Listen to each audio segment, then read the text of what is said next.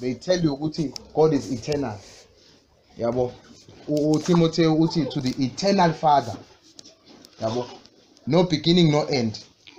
2 lende eshiwo usithe ukuthi gold it's pure. God is holy. Isho njalo iBhayibheli angithi God is pure. 1 Peter chapter 1 verse 16. Lithi iBhayibheli be holy. Ibani ngcwele njengoba nami njani? Ngingcwele. So God is holy.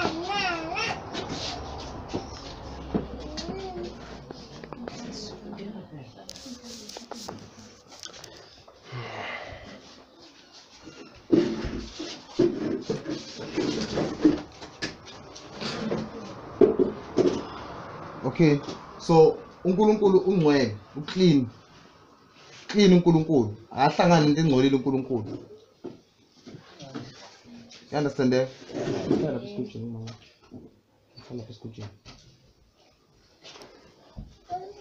So that's number 2. Number 3, uNkulunkulu umdali. Genesis chapter 1.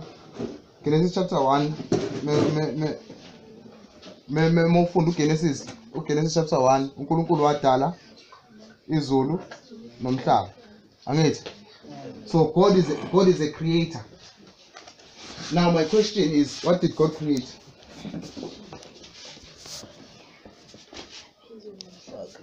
Izulu nomhlaba. Yes, that's very good. That's awesome. Yeah, God created heaven and earth. We know that one. We read it, scripture. Yes. What else did God create? Okay, never chance. Yes, appeal.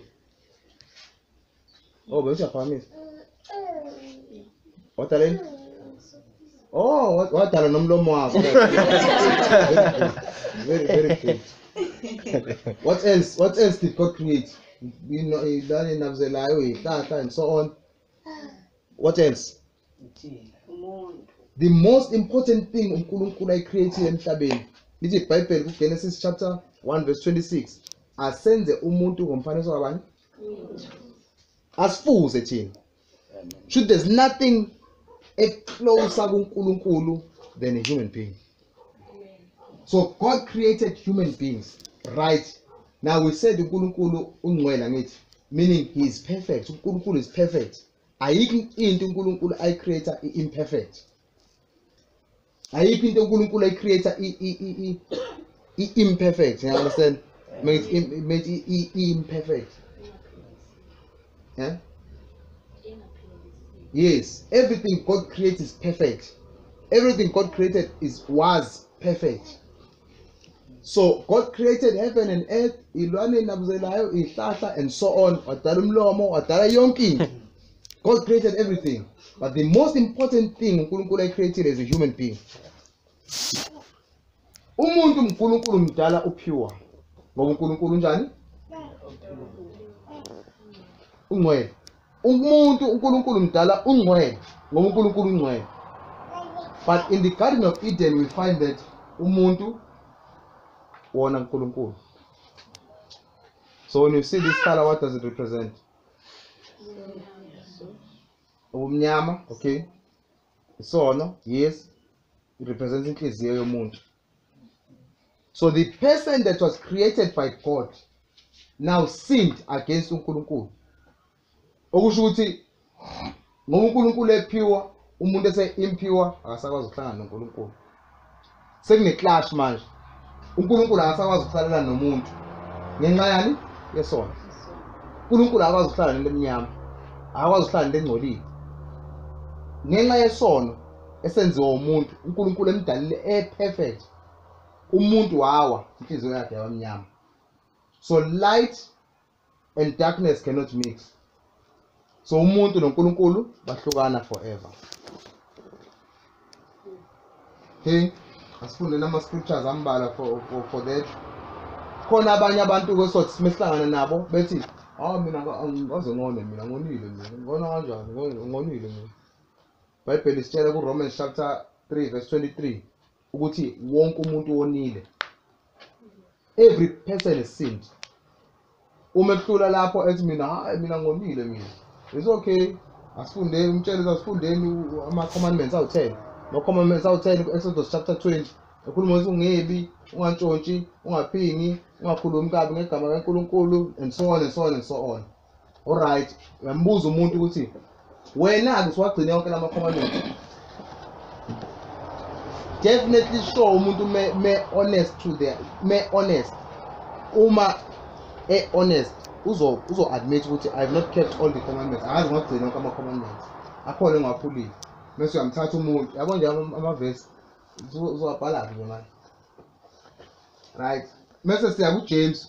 uJames chapter 2 verse 10 ukhuluma ukuthi uma umuntu mina ngishare lento le ngiyazama ukunifundisa kodwa ngizonikhombisa ukuthi uyishare kanjani u35 minutes, right? Yes. Uma ke uJames chapter 2 uthi noma ubani ophula owodwa yale mthetho uNkulunkulu ayibekile kufanele ukuthi uyiphule yonke. Yabo? So lapho uzama ukumkhombisa umuntu ukuthi akekho umuntu ongonile, akekho umuntu onganayo inhliziyo edark. Even you have a dark heart. Ngoba khona abantu abawubhinqika abanenhliziyo ezithi nje mina angonile mina. Yabo? So you must show umuntu ukuthi we all have sinned against uNkulunkulu. Sonke sinenhliziyo emnyama, dark before uNkulunkulu. Meaning we cannot mix with uNkulunkulu anymore. We are separated from uNkulunkulu forever. Meaning we are there's a penalty efanele siyikhokhe in order ukuthi sikwazi ukuhlala noNkulunkulu. And iBhayibheli lonke lisiprovela ukuthi umuntu could not pay for his own sins. Right. Now, ngenxa yenhliziyo yethu emnyama asikwazi ukuhlangana noNkulunkulu. IBhayibheli Romans chapter 3 verse 23 sonke sonile. Akekho umuntu ongonile. Uma umuntu yam-explainele ukuthi uNkulunkulu wafika wadala umhlaba, wadala izulu, wadala yonke into, wasedala umuntu, wabeka uAdam. Adam wayerepresent umhlaba wonke. Ngenkathi ono Adam wayerepresenta thina sonke. Meaning ngenkathi ono Adam sonke sona. Yikho kuRomans chapter 3 verse 23 ethi sonke sonile. Sisibakele umusa kaNkulunkulu. We have all sinned. But not all is lost because ngenkathi sonile. What does this represent? Obvious. Cross uthini? uJesu wasifela. So why lithi iBhayibheli le verse sokhuluma ngalo ngomgqibelo ngolesihlanu sasa. Sisazi izolo uJesu wasifela. uJesu kuJohn chapter 3 verse 20, John chapter 3 verse 16 uthini? uNkulunkulu walithanda izwe kangaka izelwe iyodwa ukuba ilo nalo okholwa iyona. So igazi kaJesu lafika la khona igama elisetshenziswa eBhayibhelini elithiwa atonement. Leli gama elisho ukuthi likhokhela izono zomunye umuntu. Yabo? uJesu wafika ezokhokha ngenxa yepenalty thina efanele siyikhokhe. uJesu wafika wazothatha indawo yethu. uJesu wafika empeleni ezoba i-bridge between mina noNkulunkulu, ezosiconnecta mina noNkulunkulu.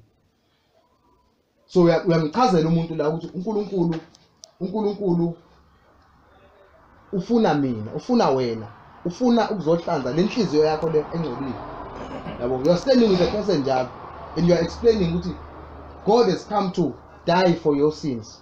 Jesus has come to die for your sins. Now, into ngoJesu, number one, we must find a way yokumchaza uJesu ukuthi why he was the only one owayengakwazi ukufa efela izono zabantu.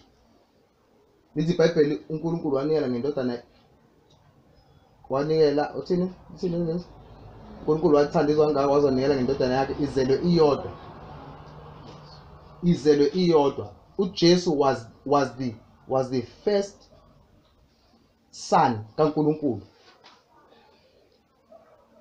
besides ngizama explain ninaka so explain umuntu manje besides ukuba isana kaNkulunkulu we must understand ukuthi uJesu is not just a son but he is the son in the Godhead uNkulunkulu indodana khona uNkulunkulu baba uNkulunkulu indodana uNkulunkulu moya ngcwele all these people are one person kodwa uNkulunkulu ebukhulwini bakhe nasekuthandeni kwakhe wakhetha ukuthi represent noma eyiveze ngeindlela ezihlukahlukene eyiveze as a father eyiveze as a son eyiveze as the Holy Spirit so uJesu umumbuka uma usuzama ukumexplain umuntu you must explain him ngendlela ukuthi uJesu is left as the only person who is sinless who is perfect owayengakwazi uwona number 1 number 2 uJesu is not just a person is not just a normal person njengami nawe kodwa uNkulunkulu indodana ekuqaleni wayekhona ulizwi wayenobaba ulizwi uthina 200 verse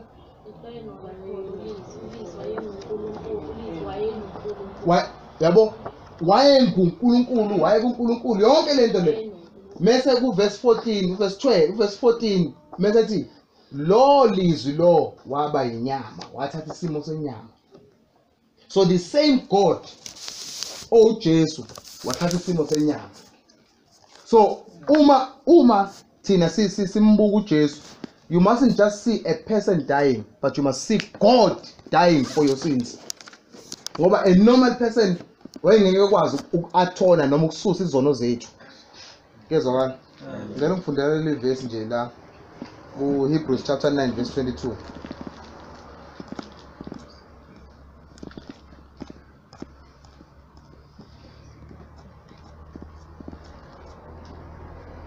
Hebrews chapter 9 verse 22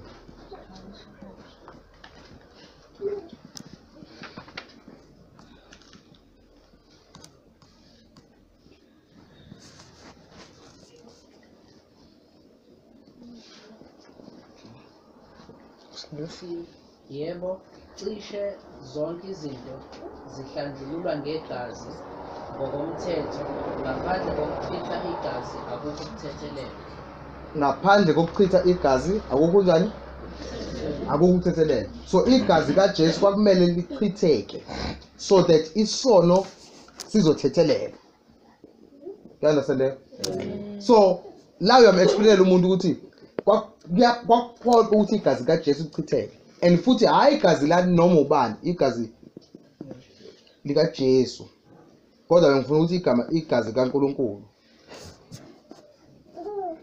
yabo leyo ke isiyokudalela argument ende ukuthi manje uNkulunkulu ufa kanjani yabo then you have to explain all that but we are not there when you try to explain as simple as possible ask the Holy Spirit to help you right so igazi likaJesu ilona elithethelela izono right so that inhliziyo zethu zibe njani zibe msulwa zibe holy again you understand now kule nhliziyo emhlophe 1 John 1 verse 9 lithi uma sivuma izono zethu ulungile njani awufundele lo verse lelo ukuthi isiZulu buye singichithe 1 John chapter 1 verse 9 uma sizivuma izono zethu uthembekile ulungile ukuba sithethelela izono asihlambulule kukho konke okungalungi so uma sivuma izono zethu sivuma based on ukwazi iqiniso manje ukuthi uJesu sefikile ezongifela izono zami you understand mase kuyayivuma ke izono zakho ukuthi inkosi ngiya understand ukuthi ngonile ngicela ungixolele mase lithi iBhayibheli uthembekile futhi ulungile ukuthi esixolele izono zethu esihlanze konke ukubi kwethu uPsalms chapter 51 uthi cleanse me and I will be clean uNkulunkulu uthi cleanse me and I will be clean so uNkulunkulu unesithembiso sokuthi umuntu oyivumayo lento eyenziwe uJesu esiphambanweni olivumayo leli gazi ukuthi la liphalalela mina then uNkulunkulu uyakwazi ukumhlanza lowo muntu You understand that? Then we had our last shade.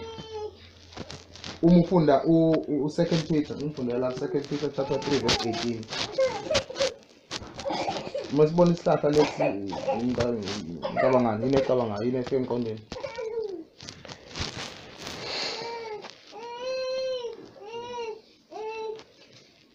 Uthula. Ngizwa? Yeah.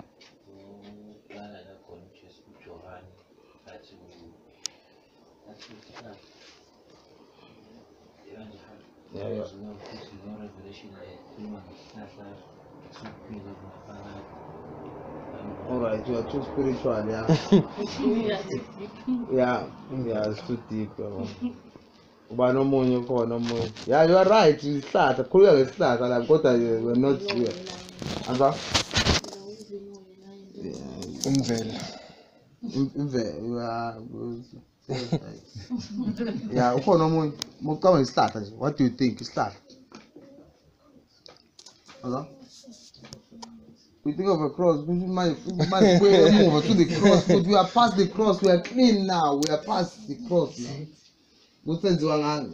Yeah. I know. Secondly, I think of the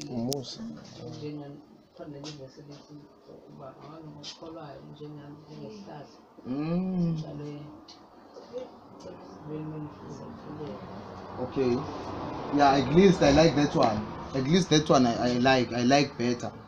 Uma sitshaliwe ngasemfuleni, meaning that tree siyakhula ngithi. It bears ama fruit leso sihlahla ngithi. So when we look at a tree, when you look at a plant, it means that thing must grow. It is green, it means it must grow. Once now you have believed in Jesus, angithi. You are telling a person emgwaqeni njalo, once you have believed in Jesus, usesindisiwe lo muntu, usumtshelile ngoJesu, wamtshela ukuthi uNkulunkulu ungcwele, wamtshela ukuthi wena ungcolile, wena uzofa esihogweni. Wasuyamtshela ukuthi awudingi ukuthi esihogweni, uJesu uzele uzorescueisha ukuthi ungayi esihogweni. Ukuze inhliziyo yakhe ibe clean, fanele umamukele uJesu. Awumtsheli ngalokho before uqede ngalokho. Kumele amvume uJesu, accept uJesu, uyamvuma uJesu, uyamfuna uJesu wena. Uyakholwa ukuthi uJesu wafela izono zakho. Uyakholwa ukuthi uJesu wangcwatshela wena, wavuka emathuneni. Igazi lakhe laliphalalela wena ukuthi uhlanze. Ethi umuntu yes ngiyakholwa. Cela ukuthandazisa, umholele enkosini. Baba, umholele enkosini, right? Mase umholele enkosini ke, uthi ke lalela ke, manje ke you must grow. Fanele utshaleke ekhaya elithile elispiritual, ukhule ke manje. Thina elivese lapho tshela. Kepha khulani emseni nasekwazini inkosi nomsindisi wethu uJesu Kristu. So uyabona ukuthi ukwazi ngesiphambano ukuthi uJesu wakufela nani is akusiko kuphela kwendaba. Shuthi umuntu manje fanele ekhule ekumazeni uJesu. Yabo? You must grow now ekumazeni uJesu. It's not a matter of ukuthi usindisiwe manje sekuphelile. No, akupheli lapho. Yabo? Ngoba umuntu engasindiswa ephinde buyele la. Engabuyela la ngoba akabanga nalolwazi olumkhulisayo manje ukuze egcine ebe indoda ekholweni in the faith. Yazwa? Amen. Ngixolele ebe indoda noma wesifazane okukhulile enkosini. Yabo? So kodwa phela iBhayibheli ikhuluma ngobudoda enkosini, right? Yeah. So that is where our story ends. Now a person must grow in the Lord. Mina sengisharile lento lengizama ukunabisela inde kabi lento le. If we have to study it, we spend mhlambe 1 month every day studying this thing. Ukuze sithole kahle. But ngenxa ukuthi ngiyakholwa ukuthi umoya kaNkulunkulu uzosisiza ngoba we need to go and do this. As soon as tomorrow we need to start doing it. Yabo. Now ngina lamabhuku lawo eswenzile nomama nondoda.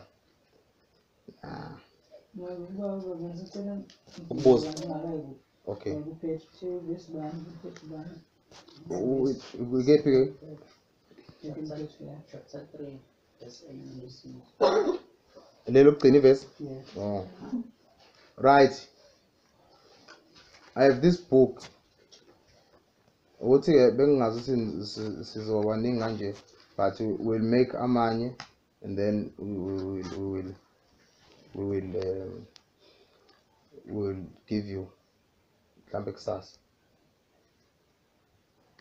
We have these books esiwenzile analama colors la kade sikhuluma ngawo, yabona, kodwa awanawo ukuthi ane circle, awanawo ukuthi anenhliziyo, awanawo ukuthi anesiphambano, awanawo ukuthi anenhliziyo, awanawo ukuthi anesihlahla. But into ongayifaka ephayitheni mufika kade bengihamba nozanda izolo, ngafika komunye ubhuti ngathi beniyazi le ayinamagama le, awabhali ngisho amavesi kade siwakhuluma awabhala wenzela interest umuntu, ngisho ingane encane uyinikeza le ukuthi yini le, then you begin istory sikaJesu within 5 minutes awungalela lapho kusikhathi nayi kufone ithi wash lakho nje 20 right. Yambuza umuntu ukuthi yini le, obvious uzothangaza bambala abantu ababili yabo, ngicela just 5 minutes of your time. Lento le istory esikhuluma ngawe noNkulunkulu, nento uNkulunkulu afuna ukuyenza empilweni yakho. Mawubona mawubona uGold, what do you think? Then umuntu esho, then mase uyamtshela ukuthi le mbala lo represent uNkulunkulu, represent uNkulunkulu, ukuthi uNkulunkulu ungcwele, uNkulunkulu umdali, uNkulunkulu ziningi izinto ayidalile, kodwa the most important thing uNkulunkulu athena akayidali. Uma ufunda iBhayibheli uwena, yabo, uyasuka manje usuyenza ibe personal lento le uwena. The most important thing abantu uNkulunkulu abadalile benze bangcwele, benze baqine, benze ba perfect, baba ne relationship noNkulunkulu. Kodwa khona into eyenzeka uNkulunkulu emdalile umuntu, ngathi embekele engadini, umuntu wawela esonweni, inhliziyo yomuntu, inhliziyo yakho yabamnyama, eyibadaka inhliziyo yakho, okusho ukuthi awusakwazi ukuhlangana nalo uNkulunkulu lo okwenzile okwaphile, awusakwazi ukuhlangana naye ngenxa yesono manje sisiphakathi kwena. Ngiyakuchazela ukuthi ngenkathi uNkulunkulu edala uAdam, sonke sasiphakathi kuAdam. Adam wayerepresenta i-human race yonke, sona sonke uNkulunkulu. Uyakhotha amavesi ngoba umuntu ufanele azi ukuthi into yakho uyithathelaphi, yabo. You quote amavesi, Romans chapter 3 verse 23, lithi iBhayibheli sonke sonile, wonke umuntu onile, wonke umuntu uqabene noNkulunkulu. Isono sisixabanise noNkulunkulu, isono sisihlukanise noNkulunkulu. So sonke sihlukene noNkulunkulu. Ngenxa yalokho sideserve i-punishment. I-punishment esingeke sikwazi ukuyikhokhela thina, yabo. But uNkulunkulu usenzele umusa, waletha uJesu. Ured lo urepresent igazi likaJesu. uJesu ngenkathi efika emhlabeni lethi uNkulunkulu, ithi iBhayibheli uNkulunkulu wathanda izwe kangaka wazonikela indodana yakhe ukuthi uma wena ukholwa uyena uJesu uyosinda ezonweni zakho. Sizama ukuligwema leli gama lokusindiswa ngoba abantu bathuka, yabo, bathuka kakhulu bathi hey manje kusindiswa ufaka kusindiswa, uyosinda ezonweni zakho. So igazi kaJesu lifikile ukuthi lizosusa inhliziyo yakho edark. uJesu ufikile ukuthi ezoba i-bridge between mina noNkulunkulu. uJesu ufikile lithi iBhayibheli, uJesu wenziwe isono, engasazi isono, wenziwe isono, enzelwa mina, enzelwa wena, ukuze inhliziyo yethu ibe msulwa futhi. Kodwa inhliziyo yethu iba msulwa uma simvuma uJesu. Lithi okholwayo iyona le ndodana uyosinda. So uyosinda uma ukholwa. Lithi iBhayibheli liba ingcwele njengoba nami ngingcwele. Indlela esenziwa sibe ngcwele ngayo ukuthi samukele leli gazi leli uJesu wasinikeza lona, elaphala lezono zethu, bese inhliziyo yethu yenziwa ibe ngcwele. lithi iBhayibheli ke uyamamukela uJesu, uyamcela ukuthi engene enhlizweni yakho, uyamcela ukuthi ekuxolele izono zakho. Lithi iBhayibheli 1 John chapter 1 verse 9, uma sivuma izono zethu yena ulungile ukuthi asixolele izono zethu, esihlanze kukho konke ububi bethu. Then you ask the question, ungathanda yini ukuthi umamukele uJesu akuxolele izono zakho? Then you wait for the response. Samthandazisa umuntu, amukele uJesu, bese kugcineni suqedile sikumthandazela and so on. Then you tell them ukuthi we have a home, a reality of the word ministries. Lapha ezansi la esingakhula khona. Uma ungakwazi ukuza khona, hamba uthola isonto. Umchazele ukuthi isonto enjani fanele uthole umuntu. Done deal. You take a number, you take inakuzane yakhe, so that you can encourage that person. How many minutes? 25 past. Below 25 past, 20 past again. Below 25 past, nginokuchaza lapha ezinye zezinto engahlangene nokukhuluma nomuntu angithi. So you can actually share ivangeli kaJesu less than 5 minutes. Explain into oyibonayo ukuthi in a progression la. So I want to ask you manje, what questions do you have for me?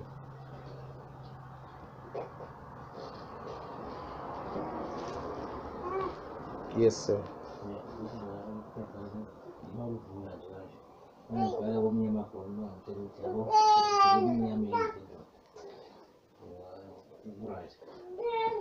Anza?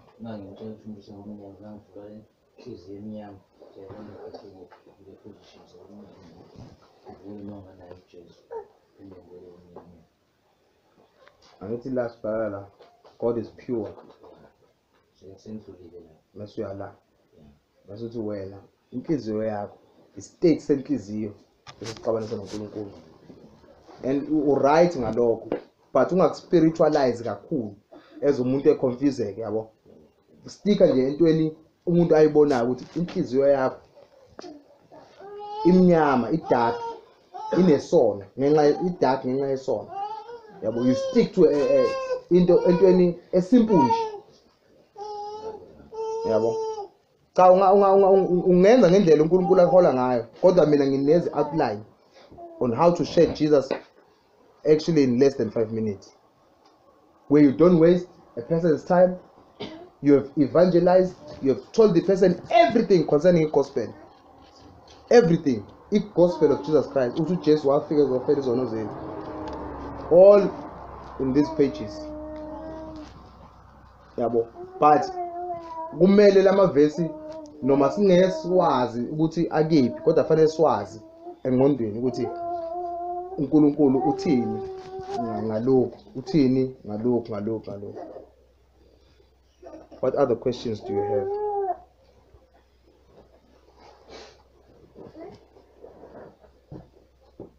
Ungayithola ngalo uzoyithola kusasa.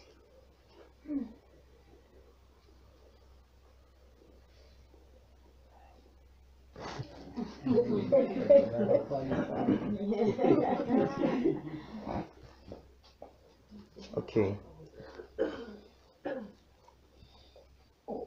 Wozala kuma. Ukomento wamamukela uJesu, ngiyakhumbula amukela uJesu lo. Wafana sana ngiyakhumbula many times, hey.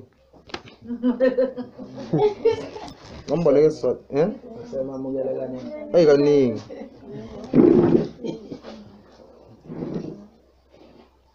Unangaki? 9. Ubuso unangaki?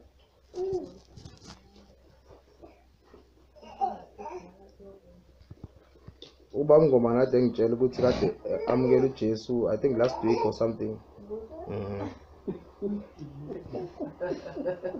Yazi wazothini ubosi? Wasathi ubani wengane manje? Uyani?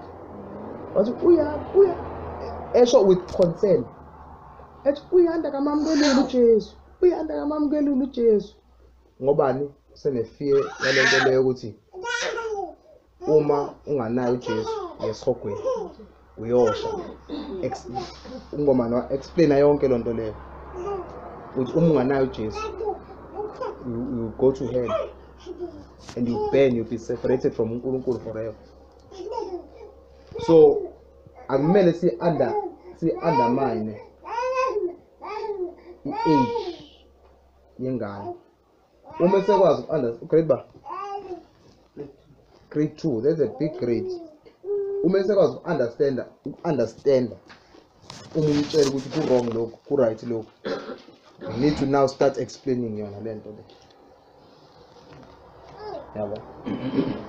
Lezi ngane zethu fanele zimazi uJesu from a young age. Ivangeli akumele sithi umuntu uzomlinda ezebe ngangalomjidala. Yabo. Akumele sithi uzomlinda ezebe ngangalapha ezebe ngangala no. But ivangeli kaThixo uJesu fanele understand from small.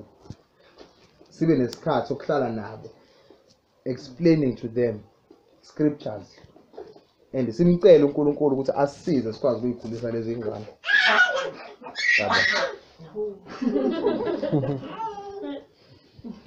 Yabo. So siya leli thuluzi empeleni lalenzelwe uSunday school. Then abavangeli balithatha balibona ukuthi it will make umsebenzi wabo ube lula. Ngoba umuntu umkhombisa into la kanje. Yabo. Umuntu uba interested mophethe into Sunday. Yabo. So lento le ibalekile. Okay,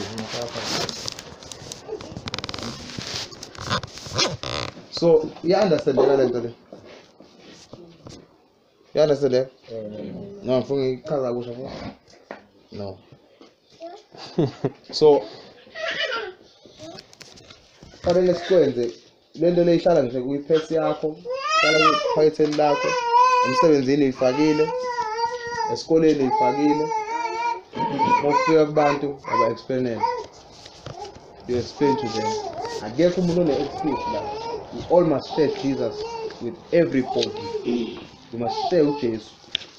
Uma sesiyongena door to door, yes sobe siphethe ama pamphlets. Lawa azo emema abantu einkonzweni. But ithule zelikhulu sobe siphethe lezi. This is the greatest tool sobe siphethe. Ngena siyochaza lento le ivangeli in a small booklet. Ibizwa nge-wordless book. Wordless book. Incwadi enganamagama. Ngoba inamagama. Kodwa igcwele wonke amagama eBhayibheli. Yabo. So hiyo into sobe sihamba nayo le. I think with the team le yama volunteers we'll meet again and we'll talk about it again. So that is ongena kunini. We'll meet and then we'll talk about it. Sibhala ama scriptures and so on, so that uma sesihamba ngoba so separate ngenihambe nami nonke. So separate into half and we go this way and others will go this way. Finally ibone nani ukuthi nenenjani. So you must learn this thing. Yabo. You must learn this thing. Ungathembi ukuthi ngizohamba nami, mina ngizohamba ngikhuluma. Nakhona laba bazohamba nami ngiyosho ukuthi ndoda wena opresentayo manje. Ntombi wena opresentayo manje. Hey, ngeke ngikhulumile. Sonke sine juice yokurepresent uJesu la emhlabeni.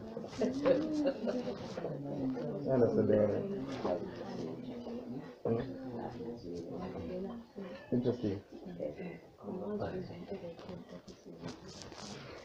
Ikhona eminye imibuzo eninayo for standardizing.